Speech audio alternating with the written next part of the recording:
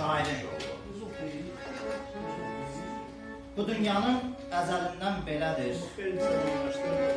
Ömür boyu yükü qəmdir, şilədir. Yazdıqları könüllərdə birdədir. Hər ürəkdə izi qalar şairin.